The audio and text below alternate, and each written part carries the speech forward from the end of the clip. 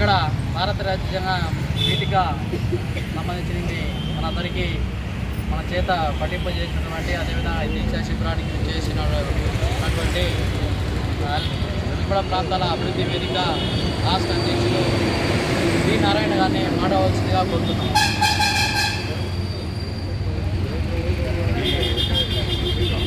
నిరాహార దీక్ష నిర్వాహకులైనటువంటి జగత్ శివ గారికి ఈరోజు నిరాహార దీక్షలో కూర్చున్నటువంటి బాలమహానాడు నాయకులకు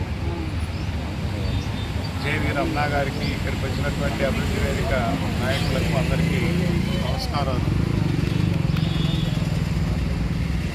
మనం దీని గురించి పెద్ద చర్చించాల్సిన అవసరం కానీ ఆలోచించాల్సిన అవసరం కానీ లేదు. ఎందుకో లేదని నేను చెప్తున్నానంటే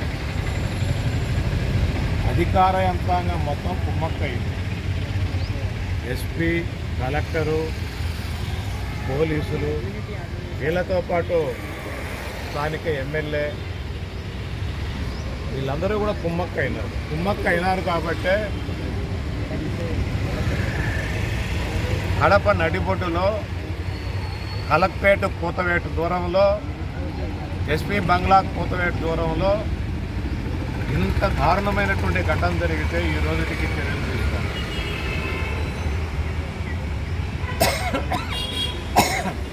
ఈ రోజుకి చర్యలు తీసుకోలేదంటేనే మనకు అర్థమైంది.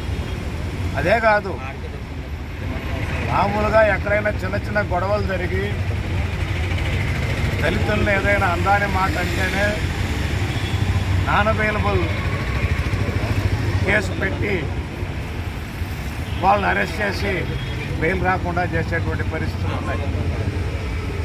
కొన్ని సందర్భాల్లో తప్పుడు కేసుల్లో కూడా అదే పని చేస్తూ ఉన్నారు. ఆ తప్పుడు కేసులు పెట్టించేది కూడా వీళ్ళే. అంటే ఎవరైతే ధనికులుగా ఉన్నారో వాళ్ళే ఆ తప్పుడు కేసులు కూడా వాళ్ళ అవసరాల కోసం దళితులను ఉపయోగించుకొని పెట్టుకున్నారు. అటువంటి తప్పుడు కేసులు పెట్టేటువంటి ఈ యంత్రాంగం కళ్ళ ముందే జరిగినటువంటి అందరికీ కనపడేటట్టు జరిగినటువంటి దౌర్జన్యం మీద, ఒక దళిత కుటుంబం మీద, ముఖ్యంగా రెండో ప్రపంచ యుద్ధంలో సాహసోపేతంగా పోరాడినటువంటి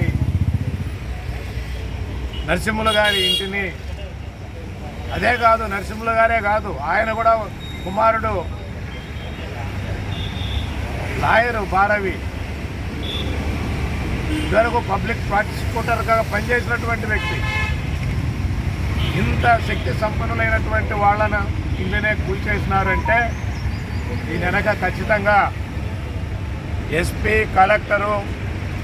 ఎస్పీ కలెక్టర్తో పాటు ఎమ్మెల్యేల హస్తం ఉంది.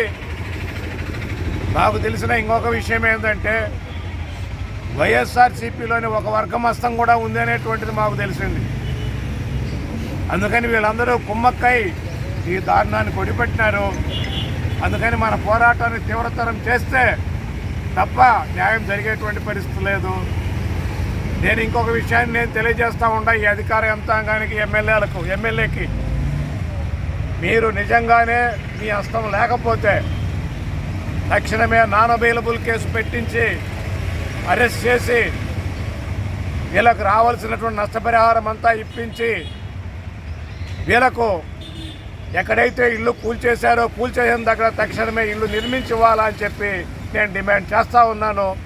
భవిష్యత్తులో ఈ పోరాటానికి మా అండదండలు, మా భాగస్వామ్యం ఉంటుందని చెప్పి తెలియజేస్తూ సెలవు తీసుకుంటున్నా.